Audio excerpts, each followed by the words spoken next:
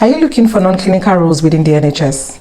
Are you an international student looking for a part-time role as an admin support within the NHS?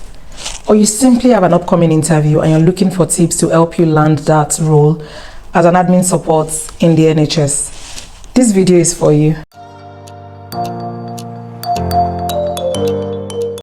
Hello and welcome back to my YouTube channel. My name is Bunmi Victor, in case you're seeing me for the first time, and in which case you should consider joining the family by subscribing to my channel. And to my OGs, thank you for always tuning in. In today's video, we're diving deep into NHS Admin Support Interview tips. Without further ado, let's dive deep. The first tip I have for you is research and preparation. You know what they say about when you fail to prepare, you've prepared to fail. So before you step into that interview room, the first thing you should do is to do your research. Make sure you research the organization and research the person specification. So it means your preparation is in two phases. I'll start with the first part, which is to research the organization. Start by researching the NHS, its values, the history, the current priorities. You need to understand the organization to see where you fit in and how best you can bring your skills to help the organization actualize their current priorities. The other part will be to review the job description. I don't think I need to tell you, before you go for an interview, you need to understand what you're applying for, and you also need to see if you fit the role. I know that most times a lot of people feel that they would be able to get transferable skills on to be able to get these roles. But if you don't research, how would you even know? You need to do your research. You need to understand the person specification that is attached to the job advert.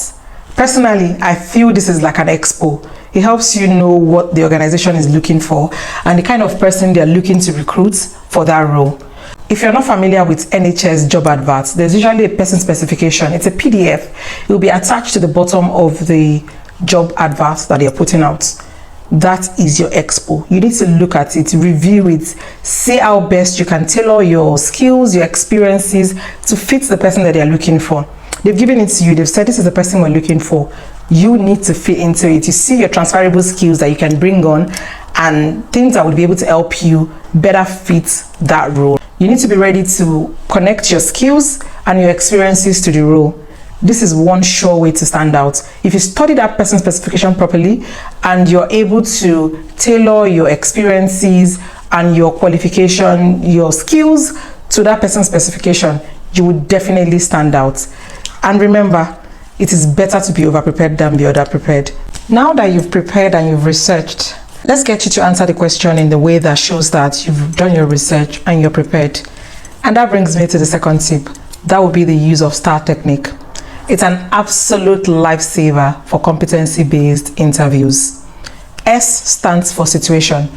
That will be when you would describe the context. T is for task, which is what is needed to be done. A stands for the action. Explain what you did.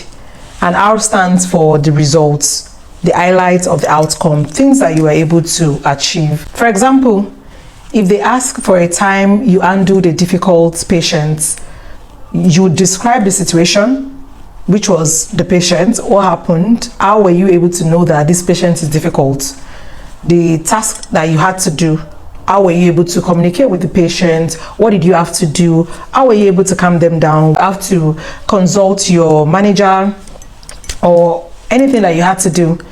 Then you need to then tell us the action that you took, and then you need to tell us the positive results that followed. Do not make the mistakes of saying the situation, the task that you have to do, the action you did, without telling us the results. If it's possible to quantify the results, make sure to quantify it in numbers. If you can't use numbers to quantify it, find a way to describe it to show what you've done. And if there was a teamwork in there, let them know that there was teamwork. If not, focus on yourself and say what it is that you did.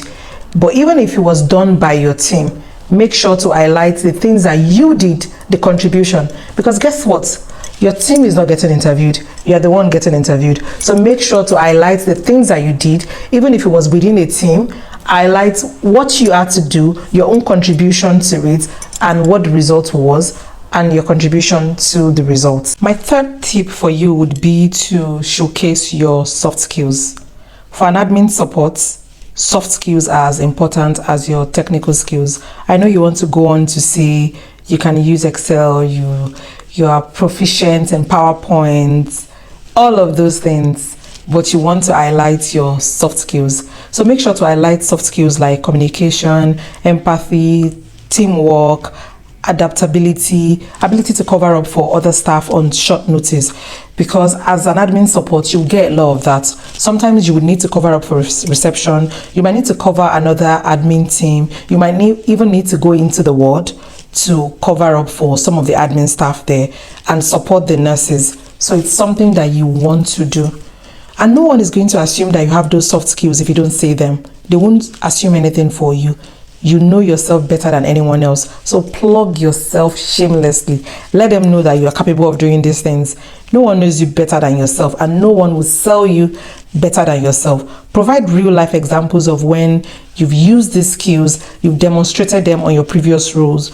Just make sure to plug yourself shamelessly. And don't forget, check that person specification, look through it and see what they're looking for, and make sure to let them know that you have these soft skills that they've written there, so they know that you're the right candidate for the job. My fourth tip would be NHS values and diversity. I know I'd mentioned NHS values at first when I mentioned to research the organization when you're preparing for your interview, but NHS places a very strong emphasis on this.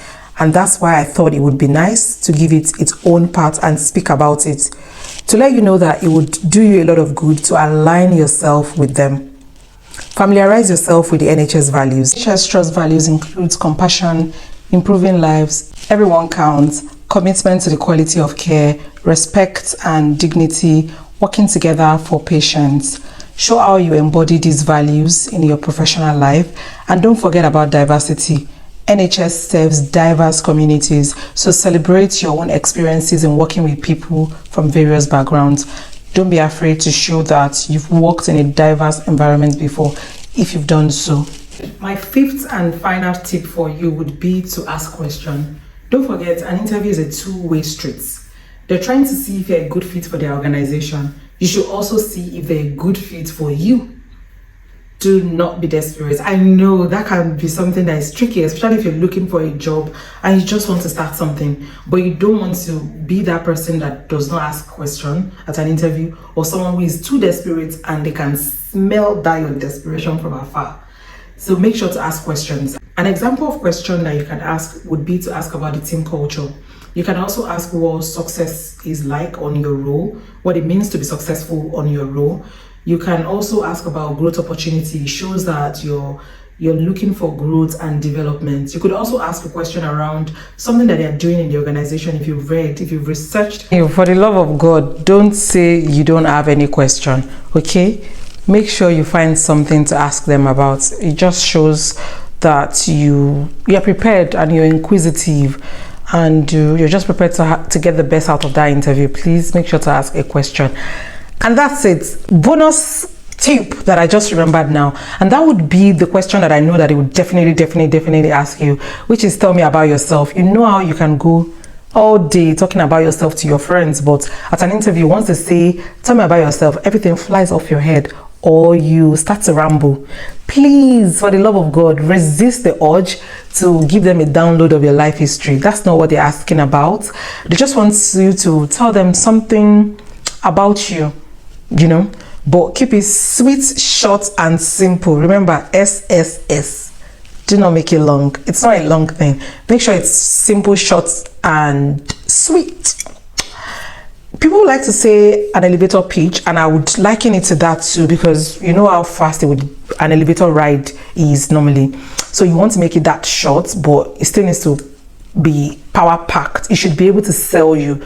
That's your way of selling yourself. There are different ways of asking that tell me about yourself, so you need to research about it and know what they're asking when you get that question. So I would say to focus on 3 areas. Focus on the skills that you have. Be more mindful of speaking about your skills instead of going on and on about the certification and qualifications that you have, except of course they need that certification. But if they don't need it for this role, take it to the back, take it outside. Don't bring it inside. Don't bring it to the interview. So I would say to focus on the skills and the qualities that you have that are relevant to this role, then you need to talk about how you utilize these skills on this role as a part of a team. Then you also want to mention some of the NHS values that you have.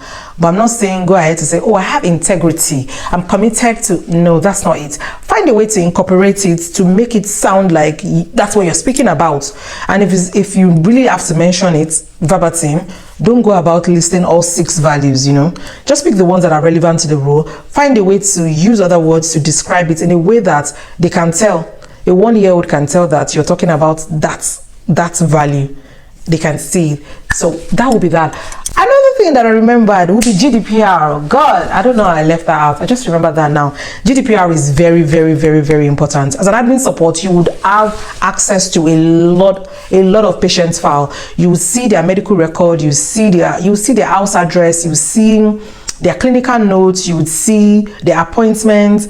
These are very sensitive. So you need to be able to sprinkle GDPR every time you're talking. Not every time, but just make them aware that you know these things. You are aware of GDPR rules, the guidelines, and it's something that you want to live by. If possible, if you've worked in an environment that had to do with seeing patients or customers or clients' information and you had to keep it hush-hush, throw it in. Let them know that you've done something like that and you know how to do it. So let them know. And I would advise, before you go for that interview, make sure, do yourself some good. Read up about the latest about GDPR so that when you get there, you're not getting bamboozled. You know what to say, you know what they're looking for, you know what's the in thing for that, and you are able to throw it there, letting them know that you're already aware of this and it's something that you can comply with. And that will be it. I hope I've been able to answer your question. I did a video before, but then I kept on getting questions about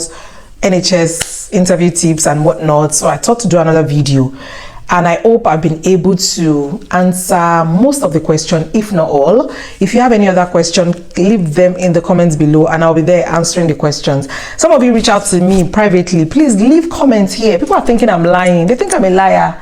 They think I'm lying, that people don't reach out to me. And that's all the tips that I have for you today.